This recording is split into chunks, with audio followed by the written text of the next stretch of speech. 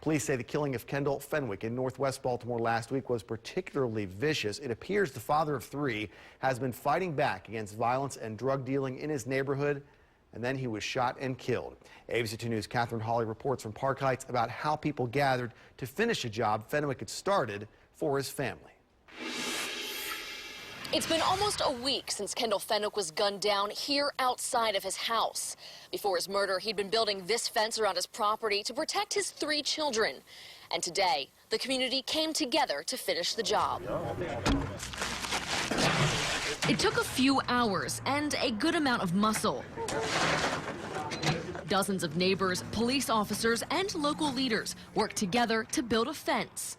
Fenwick's unfinished project to keep the crime away from his kids. I think this fence is symbolic of saying enough is enough, and we're going to make sure that we take care of ourselves, our community. Last Monday, dinner was on the stove when investigators believe the 24-year-old confronted the same criminals he was building the fence to keep out, and it cost him his life. We're told Fenwick was ambushed and shot to death. His children were hiding in a closet. It was very tragic the way that he lost his life. It was very tragic because of the reason that he lost his life. Many here say erecting this fence is the least they can do for Fenwick.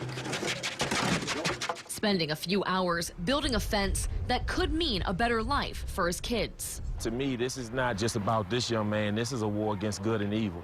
So the people have to come together and say that we're not going to stand for this. BPD says the investigation is very active and they're confident they're on the right track. Police Commissioner Kevin Davis was one of the workers in Fenwick's yard. He says the department is working to build its relationship with the folks who live here. We're looking to really establish a new normal in terms of our relationships with the communities. I think what you see here today is a shining example of that. An example of coming together to finish a father's dream. Hopeful it might help build a better city. Catherine Hawley, ABC 2 News. A GoFundMe account for Fenwick's children has been set up already. The effort has raised nearly $5,000, and you can find a link to that on our website, abc2news.com.